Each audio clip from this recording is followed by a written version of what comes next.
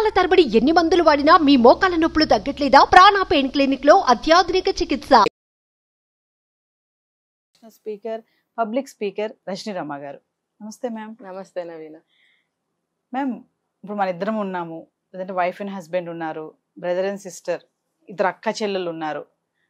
ఒకరిని ఒకళ్ళు తెలుసుకోవడం అంటే వాళ్ళు ఇలాంటి వాళ్ళు, వీళ్ళు ఇలాంటి వాళ్ళు అని తెలుసుకోవాలి అంటే ఎలా మేడం, ఎలా తెలుసుకోవచ్చు అంటారు? ఒకరినొకరు తెలుసుకో అంటే వైఫ్ అండ్ హస్బెండ్ తీసుకుందాం మనం. మీరు వేసిన క్వశ్చన్లో వైఫ్ అండ్ హస్బెండ్ గురించి మాత్రమే టాపిక్ తీసుకుంటే బాగుంటుంది. మిగతా వాళ్ళకి కూడా ఇది వర్తిస్తుంది. దాన్ని ఒక సపరేట్ టాపిక్ గా మాట్లాడుకుంటే ఇంకా బాగుంటుంది. అందుకే అన్నాను వైఫ్ అండ్ హస్బెండ్ గురించి తీసుకుందాం. ఇవి రెండు టాపిక్స్. అంటే కొంచెంలో మనం చెప్పలేం. వైఫ్ అండ్ హస్బెండ్ ని తీసుకుని మాట్లాడదాం. ఓకే, అది మిగతా అది మనం మళ్ళీ అది కూడా వెరీ ఇంపార్టెంట్. మంచి పని చేశారు. ఓకే, ఇది వైఫ్ అండ్ హస్బెండ్ ఇప్పుడు వస్తారు. ఇప్పుడు లవ్ మ్యారేజ్ అయినా సరే వాళ్ళ గురించి తెలియదండి నిజంగా. ఇప్పుడు అరేంజ్డ్ మ్యారేజ్ అయితే ఒకళ్ళ గురించి ఒకళ్ళు తెలుసుకోవడం కష్టము. లవ్ మ్యారేజ్ అని చెప్పి ఇప్పుడు నడుస్తున్నాయి కదా చాలా వరకు. మరైతే వాళ్ళు కూడా విడిపోతున్నారుగా. కారణం ఏంటి? అర్థం చేసుకోలేకపోబట్టే కదా. ఒకరికొకరికి ఏం కావాలో తెలుసుకోలేకపోబట్టే కదా. మరి ఎందుకు విడిపోతున్నారు? చెప్పమానండి వాళ్ళని, మనం సర్వే చేద్దాం కావాలంటే. కనీసం 3-4 గంటల మీద చేద్దాం. రిజల్ట్ ఎక్కువ శాతం విడిపోతూ ఉంటారు కదా మేడం ప్రేమ పెళ్లిళ్ళు. మరి అంత ప్రేమించి పెళ్లి చేసుకుని కూడా చీటికి చిన్నదానికి అందానికి విడిపోతా ఉంటారు. పర్సంటేజ్ ప్రకారం చూస్తే వాళ్ళే ఎక్కువ విడిపోతున్నారు. అరేంజ్డ్ మ్యారేజ్ వాళ్ళు ఎంతమంది విడిపోతున్నారండి చూడండి. అంటే ఇక్కడ అర్థం చేసుకోకపోవడం వల్ల అంటారా? అంతే, ఒకరికొకళ్ళు ఏం కావాలో తెలీదు. ఇప్పుడు నువ్వు లవ్ చేసావు, నీ జుట్టు బాగుంది, నీ జడ బాగుంది, నీ గౌన్ బాగుంది, నీ గాజులు బాగుంది, నీ బ్యాగ్ బాగుంది, నవ్వుతే బాగుంటావు, ఇవే తెలుసుకుంటారు. అంతేగాని ఇప్పుడు హోటల్కి వెళ్తారనుకోండి, చెరొక డిష్ ఆర్డర్ ఇస్తారు, గమనించండి. కావాలంటే అడుగుతారు కూడా, నీకేం కావాలని అడుగుతారు. సో నాకు ఇది కావాలంటుంది, నాకు ఇది కావాలని తను వేరే ఇస్తాడు. చూడండి సినిమాల్లో కూడా చూపిస్తాడు. అంటే అక్కడ ఏం తీసుకుంటావు అని అడుగుతాడు కదా. ఏం తీసుకుంటావు అని అన్నప్పుడు అలా ఎన్నిసార్లు వెళ్ళుంటారు, ఎన్నిసార్లు అడిగి ఉంటాడు, నాకు ఇది కావాలి అంటే. ఒక విచిత్రమైన హాట్ ఐస్ క్రీమ్లో ఇంకోటి ఏదో కూల్ వేసి, ఇంకోటి ఏదో ఫ్రూట్ కాల్చి ఆ ఫ్రూట్ వేసి డిఫరెంట్గా అడుగుతుంది అమ్మాయి. అంటే సినిమా కాబట్టి మనకు అలా చూపిస్తాడు. మేబీ ఆ అమ్మాయికి అటువంటి టేస్ట్ ఉందేమో. నువ్వు ఏం కావాలని అడిగినప్పుడు తను అది చెప్పినప్పుడు నువ్వు ఆర్డర్ చేస్తావు. నువ్వు నీకు కావాల్సింది నువ్వు చేస్తావు. తినేస్తారు, సొల్లు కబుర్లు ఆడుకుంటారు, వెళ్ళిపోతారు. కానీ అక్కడ మీరు గమనించవలసింది ఏంటి? తను ఏం ఆర్డర్ ఇచ్చింది, ఈ అబ్బాయి ఏం తెప్పించుకున్నాడు. అంటే ఆమె ఇష్టం ఏంటి నువ్వు అక్కడ చూడలేదు. ఏదో అంది కదా, తీసుకురా అబ్బాయి, తీసుకొచ్చాడు, తినేసాం, వెళ్ళిపోతారు అక్కడి నుంచి, అంతే, అంతవరకే. కానీ ఆ రోజే నువ్వు గమనించి ఉండాలి. అట్లా ఎన్నోసార్లు వెళ్ళుంటారు కదా. ఆ అమ్మాయి ఏం తింది, ఎటువంటి బట్టలు తను లైక్ చేస్తుంది, మరి అభిరుచులు ఉంటాయి కొన్ని. అది తర్వాత ఇది ఒక పాయింట్. అలాగే ఆ అబ్బాయి గురించి కూడా. తర్వాత ఏంటంటే అతనికి ఎలా ఉంటే నేను ఇష్టం, లేకపోతే ఆ అమ్మాయికి నేను ఏం చేస్తే ఇష్టం, లేకపోతే ఆ అమ్మాయి ఏం కోరుకుంటుంది, ఆ అమ్మాయి కోరుకున్నది నేను చెయ్యాలని తను ఆశిస్తుంది కదా. ఫర్ ఎగ్జాంపుల్ నాకు ఏదన్నా ఒక వస్తువు ఇష్టం, నాకు అది గమనించి నేను తీసుకెళ్ళి ఇచ్చాను అనుకోండి, ఎంత హ్యాపీ ఫీల్ అవుతుంది. అదే కదా తను కోరుకుంటుంది. లేదు డబ్బులు కావాలని కోరుకుంది అంటే తనకి లగ్జరీ ఎక్కువ ఇష్టము, లేకపోతే ఎక్కువ శారీస్ కొనే ఇంట్రెస్ట్ ఉండొచ్చు, లేకపోతే పలానా ఫుడ్ ఇష్టం ఉండొచ్చు. అది తను కనుక్కోవాలి. అలాగే అమ్మాయి అయినా సరే ఒక రకం. ఇంకొకళ్ళు ఏంటంటే ఎక్కువ గిఫ్ట్లు కోరుకుంటారు. గిఫ్ట్లు అంటే ఇందాక చెప్పింది కూడా కొంచెం రిలేటెడ్గా ఉంది. ఇది డైరెక్ట్గా అస్తమాన గిఫ్ట్లు తేవాలని కోరుకుంటారు. అంటే ఇది ఎక్కువ ఆడవాళ్ళలో చూస్తాం మనం. ఇక్కడ ఒక డౌట్ వచ్చింది మేడం, నేను అడుగుతాను. కామన్గా ఏంటంటే వైఫ్స్ దగ్గర ఇది విషయం ఏంటంటే వాళ్ళు వెయిట్ చేస్తూ ఉంటారు హస్బెండ్ కోసం, లంచ్ కానీ డిన్నర్ కానీ వస్తేనే తినాలి అని చెప్పేసి. వస్తారు, వచ్చాక నువ్వు తిన్నావా లేదని కూడా అడగరు. కానీ వీళ్ళు ఒక మనోవేదన ఉంటుంది లోపల, అడుగుతారా అడగడా, తిన్నావా లేదా, తాగావా, ఎలా ఉంది, పడుకున్నావా, అస్సలు టచ్ చేయరు అనమాట. ఇక్కడ చాలా ఉంటుంది. అంటే ప్రేమ లేదనా భర్తకి భార్య పైన, అక్కడ ఏమనుకోవాలి, దాన్ని ఏమనుకోవాలి? డైరెక్ట్ గానే ఒక సమాధానం చెప్తా. ఈ నిన్ను అడిగేదేమో, ఇంట్లోనే ఉంటావు కదా, తినకుండా ఎలా ఉంటావు ఇప్పుడు వరకు అంటే తినేసి ఉంటుంది అని అభిప్రాయం కొంతమందికి. ఇంట్లోనే ఉంటావు కదా, నీ చేతిలోనే ఉంది కదా అంతా, నువ్వు తినకుండా ఎలా ఉంటావు అని ఒక అభిప్రాయము. అయితే ఆమె ఇద్దరం కలిసి తినాలని ఎదురు చూస్తుంది అనేది క్యాచ్ చేయడు కొంతమంది. క్యాచ్ చేసినా సరే ఆమె అభిప్రాయానికి ఎందుకు గౌరవించాలి అంటే కొంచెం తక్కువ చేయాలి కాబట్టి అలా మాట్లాడతారు. ఇక్కడ చాలా బాధ ఉంటుంది. అంటే ఇక్కడ కూడా చాలా. మిస్అండర్స్టాండింగ్ వల్లే అంటారా? ఒకవైపు నా భర్తకి నా మీద ఇది ప్రేమ తగ్గిపోయింది. మిస్అండర్స్టాండింగ్ కాదు, ఇది ఎంత మాత్రం అది ఇంటెన్షన్ గానే మాట్లాడతారు. అందరూ అలాగే ఉన్నారంటారా? అందరూ అంటే 100 మందిలో 100 మంది ఉన్నారని నేను అబ్బాయి ఉన్నాడు అని అడుగుదాం పట్టండి. కొంతమంది అంటారు మేడం, మన క్వశ్చన్ చేస్తారు, ఏం మేడం ఇలా మాట్లాడేస్తున్నారు, మాకు ప్రేమ ఉంటది, మాకు ఏ పనులు ఉంటాయి, తిని అందరూ అని చెప్పలేము, అందరూ అని చెప్పలేము. ఇప్పుడు లేకపోతే అందరూ అండి, అందరు మగవాళ్ళు 100% అడగారు అనుకుందాం. సినిమాలు నేర్పుతున్నాయిగా, తాగటం నేర్చుకుంటారు, సిగరెట్ నేర్చుకుంటారు, సినిమాలకు వెళ్ళడం నేర్చుకుంటారు, కొత్త కొత్త ఫుడ్ తినడం అలవాటు చేసుకుంటారు. ఈ అన్ని చూసి, సినిమాలు చూసి కానీ ఇంకోటి చూసి కానీ. మరి ఇది ఎందుకు నేర్చుకోరు కదా? ఇప్పుడు భార్య ఎంత గయ్యాళిదైనా, ఎంత చెడ్డదైనా, ఎంత కురూపైనా, ఎంత గొడవలు చేసే మనిషి అయినా సరే భార్య కదా. ఇంటికి వచ్చిన తర్వాత లేట్ గా వచ్చినప్పుడు సంగతి, నువ్వు తొందరగా వస్తే ఇద్దరు కలిసి తినడానికే ఆ అమ్మాయి పెడుతుంది. లేదు నువ్వు లేట్ గా వచ్చినప్పుడు తను ఎదురు చూస్తుందేమో, ఒకవేళ తిన్నదో లేదో అనేది నీకు వస్తుంది, ఖచ్చితంగా వస్తుంది. దాన్ని నువ్వు బయట పెట్టవు. అమ్మో నేను అలసైపోతాను, చులకనైపోతాను, నేను అడిగితే చులకనైపోతాను, రేపటి నుంచి ఇంకా తొందరగా రమ్మని గొడవ చేస్తుంది. అడగండి కావాలంటే. ఇంకోటి చాలా మంది వైఫ్ అండ్ హస్బెండ్ కి పిల్లలు పెద్దోళ్ళు అయిపోయినా కూడా, అంటే ఒక పెద్ద చదువులు చదువుతున్నాడు, పెద్దోళ్ళు అంటే 19-20 years వచ్చినా కూడా వీళ్ళిద్దరికి కలిసి ఉండాలి, నా హస్బెండ్ నా పక్కన కూర్చోవాలి, నా భార్య నాతో ఉండాలి, మాట్లాడాలి మంచిగా అని చాలా మంది కోరుకుంటారు. ఇక్కడ కూడా ఏంటంటే వాళ్ళకి ఆ ఏజ్ వచ్చాక పిల్లలు ఉన్నారు, మన పిల్లల ముందు అలా ఉండకూడదు అని కొంచెం డైవర్ట్ చేస్తా ఉంటారు. కానీ వైఫ్ కి అక్కడ కొంచెం, వైఫే గానీ హస్బెండే గానీ నన్ను దూరం పెడుతుంది, నాతో మాట్లాడట్లేదు, నన్ను షేర్ చేసుకోవట్లేదు, అయిపోయింది అంటే నా మీద ఇంట్రెస్ట్ పోయింది, దీనికి నా మీద ఇంట్రెస్ట్ పోయింది వీడికి అని చెప్పి ఏమనుకోవడం, ఇట్లా అనేసి అతను అనుకోవడం, ఇలాంటివి కూడా జరుగుతూ ఉంటాయి. అంటే దీన్ని కూడా మనం అర్థం చేసుకోవడం అలాగే తీసుకోవచ్చా? ఇది అభిప్రాయం కిందకి వస్తుంది. ఇది అభిప్రాయం తప్పు అంటాను నేను. మీరు చెప్పారు కదా 20 ఏళ్ళు, 20 ఏళ్ళు అని అంటే అబ్బో పాతకాలంలో మనందరం పుట్టేసి ఉంటాం మన అమ్మలకి కదా. మరి పాతకాల అభిప్రాయాలు ఇవన్నీ ఆ రోజుల్లో. కాబట్టి ఇప్పుడు ఏంటంటే 20 ఏళ్ళు వచ్చిన తర్వాత ఏం చేయాలి, వాళ్ళకి జీవితం గురించి నేర్పాలి. నువ్వు టీనేజ్ వరకు కూడా ఓకే, నేను చెప్పాను చాలా వీడియోస్లో, తల్లిదండ్రులు దూరంగా ఉండాలి పిల్లల ముందు. వాళ్ళు అమ్మా నాన్న అంటే దేవుడు దేవత, పార్వతీ పరమేశ్వరులు అంటారు కదా. అమ్మ అంటే అదిగో పార్వతీదేవి, నాన్న అంటే అదిగో ఈశ్వరుడు అనే అభిప్రాయం. దేవుళ్ళు ఇప్పుడు తల్లి తండ్రి గురువు దైవం అని చెప్పి మనకి పద్యాలు నేర్పినప్పుడు, దేవుళ్ళ స్థానంలో తల్లిదండ్రులు కూడా పెట్టినప్పుడు ఆ పిల్లలు అదే అభిప్రాయంలో ఉంటారు. అమ్మా నాన్న దేవుళ్ళు. దేవుళ్ళు అంటే మనకు ఎప్పుడు కనపడేది పార్వతీ పరమేశ్వరులు, లక్ష్మి, విష్ణుమూర్తి ఇలా కనిపిస్తూ ఉంటారు. కాబట్టి వీళ్ళు ఎప్పుడు కూడా అమ్మా నాన్న అవే రూపాలతో కనిపిస్తారు. కావాలంటే టెస్ట్ చేసుకోవచ్చు.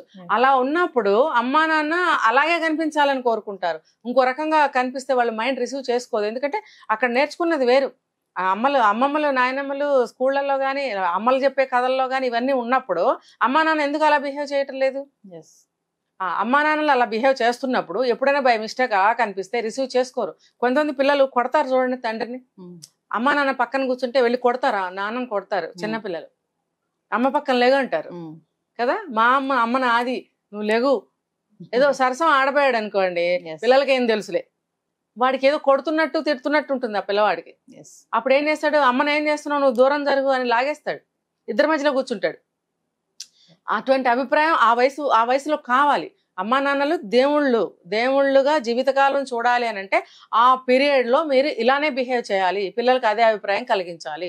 కానీ 20 years దాటిన తర్వాత అది అంత కరెక్ట్ కాదు. అంటే పిల్లల ముందు ఇష్టం వచ్చినట్టు ఉండమని కాదు, పక్కన కూర్చోవచ్చు, తినబోయ్ అనొచ్చు, నోట్లో కొంచెం పెట్టచ్చు, ప్రేమగా మాట్లాడచ్చు, చిన్న చిన్న సరసాలు ఆడచ్చు, చిన్న చిన్న జోక్స్ వేసుకోవచ్చు, సరదాగా భుజం మీద ఇలా అనొచ్చు. ఇవన్నీ వాళ్ళకి నేర్పాలి.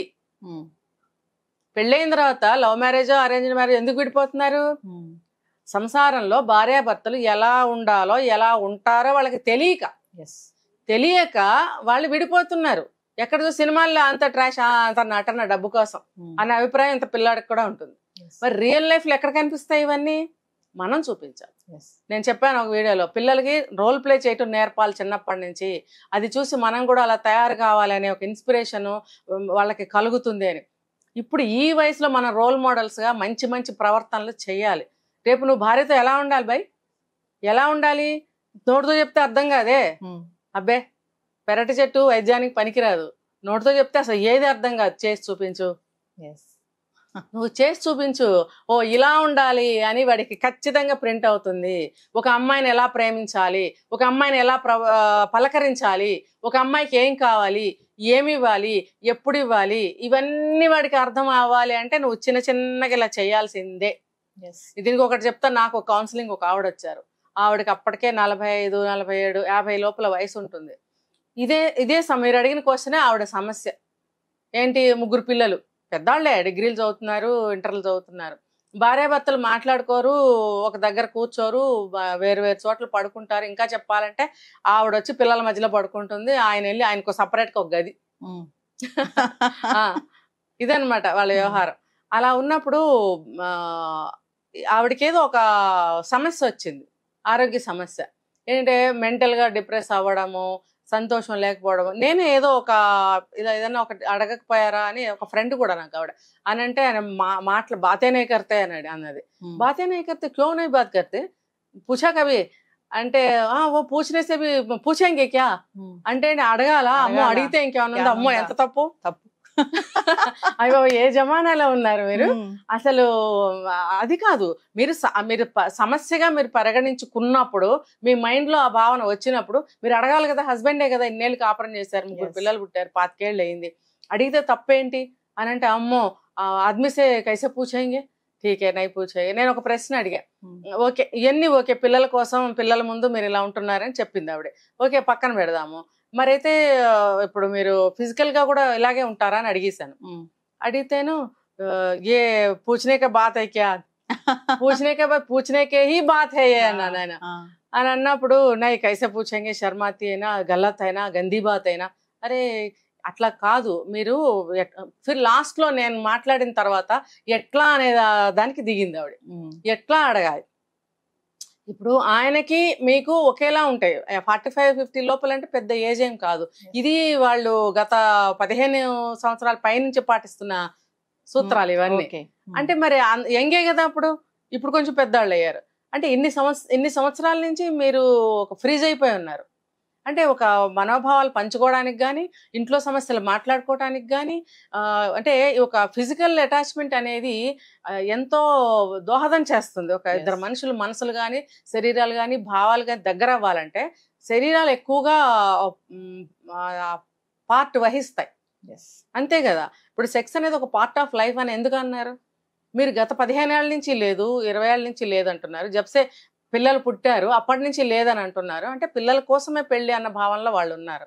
ఇంకా వాళ్ళ పెద్దవాళ్ళు ఉంటారు, వాళ్ళ పెద్దవాళ్ళు ఇంకా తిడుతూ ఉంటారు, ఏ బచ్చోంకే సామ్నే క్యా కర్ రహే తుమ్ లోగ్, ఐసా మాట్లాడుతుంటారు. అట్లా మాట్లాడేప్పుడు అట్లా కాదు. ఇప్పుడు ఆ పెద్దవాళ్ళు ఎవరు లేరు, మీ పిల్లలు పెద్దవాళ్ళు అయ్యారు, రేపొద్దున వాళ్ళు కూడా అదే పాటిస్తారు. ఇప్పుడు ముఖ్యంగా మీరు భర్తతో సాన్నిహిత్యం, ఒక భావాన్ని పంచుకోలేకపోతున్నారు, ఇవన్నీ మీరు దూరం అయిపోతున్నారు. మీకు ఫిజికల్ గా ఆరోగ్యం బాగోపోతే కూడా చెప్పలేదు ఆవిడ, పిల్లలతో చెప్పి ఆయనకు చెప్తుంది. ఎట్లా అంటే పిల్లవాడికి ఏదైనా పేరు ఉంది, సపోజ్ సునీల్, సునీల్ కా పాప, సునీల్ కా మమ్మీ, భార్యని పేరు పెట్టి పిలవడు, భర్తని దగ్గరికి వెళ్ళి చెప్పలేదు, పిల్లల ద్వారా వాళ్ళు మెసేజ్లు ఇస్తారు. ఇది ఎక్కడ వైవాహిక జీవితం నాకు అర్థం కాలేదు. ఆ పిల్లలు పుట్టడం కోసం, ఒక జన్మనివ్వటం కోసం ఇద్దరు వచ్చి దగ్గర ఉన్నట్టు అనిపిస్తుందట. నేను చెప్పాను అలా కాదు, మీరు దగ్గరికి వెళ్ళి కూర్చోండి, అసలు ఏం చేస్తాడు నేను చూస్తానని చెప్పాను. అంటే ఇది ఒక ట్రీట్మెంట్, ఇది మాత్రం. అంటే చాలా మంది మనం ఇంత ముందు వీడియోలు చేసాం మేడం, పెళ్లి అంటే సెక్స్ అనుకుంటారు, అంతే కాదు. బంధాన్ని స్ట్రాంగ్ చేస్తుంది, ప్రేమల్ని గట్టిగా నిలబెడుతుంది కలకాలం. నేను చెప్పాను ఆవిడకి, మీరు దగ్గరికి వెళ్ళి కూర్చోండి, అమ్మో చంపేస్తాడా, ఏం కాదు నేను ఇక్కడే ఉంటాను, ఏం చంపాడు, మీరు వెళ్ళి పిల్లలు లేని సమయంలో కూర్చోండి, ఏం చేస్తాడో చూద్దామని వెళ్ళి కూర్చోండి, లేదా మీరు వెళ్ళి ఒక మాట మాట్లాడండి, నాకు రిజల్ట్ వచ్చి చెప్పండి అని అంటే కొద్ది రోజులు టైం తీసుకుంది ఆవిడ. మొత్తానికి ఏదో చెప్పింది, సయోధ్య కుదిరింది. నేను చెప్పా, పిల్లలు లేని సమయంలో మీరు బెడ్ కూడా షేర్ చేసుకోండి, తప్పేమీ లేదు అని చెప్పగా ఆవిడ మారింది, కొంచెం లైఫ్ బాగుంది ఆవిడకి. సో అదంతా వేరే. అంటే ఇప్పుడు ఇక్కడ కూడా మనం ఏంటంటే భార్యకి ఏం కావాలి అంటే, ఆవిడ ఒంట్లో బాగోకపోయినా సరే పిల్లవాడికి చెప్పితే పిల్లవాడు వెళ్ళి చెప్తాడు, లేకపోతే పిల్లవాడికి చెప్తున్నప్పుడు ఆయన వింటాడు. డైరెక్ట్ గా మాట్లాడుకోవటాలు లేవు. మరి అప్పుడు భార్యకి ఆరోగ్యమే బాగోలేదా, లేకపోతే ఏదైనా కోరిక ఉందా, అక్కడ వస్తువు కావాలా, లేకపోతే ఎక్కడికైనా వెళ్ళాలని, ఇవన్నీ ఎలా తెలుస్తాయి? సో ఇవి కనిపెట్టాల్సిన పూచి భార్యకి భర్తకి ఒకళ్ళ గురించి ఒకళ్ళకి ఖచ్చితంగా ఉంటుంది. ఇంకొకళ్ళు ఏంటంటే ఎక్కువ గిఫ్టులు తేవాలని కోరుకుంటారు. ఇంకొక కేటగిరీ ఉంటారు ఏంటంటే ఎక్కువ ప్యాంపరింగ్ చేయాలి, ఎక్కువ ముద్దు చేయాలి, ఎక్కువ లవ్ ఎఫెక్షన్ చేయాలి, అన్ని ప్రేమ గారము ఇంకా అన్ని అనమాట, అవి కోరుకుంటారు. కొంతమంది ఇవి అవి అన్ని కలిపి ఉంటారు. కొంతమంది అంటే అన్ని నా తరఫు నుంచి నీకేం వద్దు ఇలా ఉంటారు. సరే, ఏదన్నా ఒక లక్షణాన్ని మనం గుర్తించినప్పుడు అది చెయ్యాలి. భర్త రోజు వచ్చేటప్పుడు అట్లీస్ట్ ఒక 5 రూపీస్ ఒక చాక్లెట్ అయినా, లేదా ఒక రోజా పువ్వు, నార్మల్ రోజా పువ్వు 5 రూపీస్కి వస్తుంది ఇప్పుడు కూడా, తీసుకొచ్చి ఇవ్వరాదా?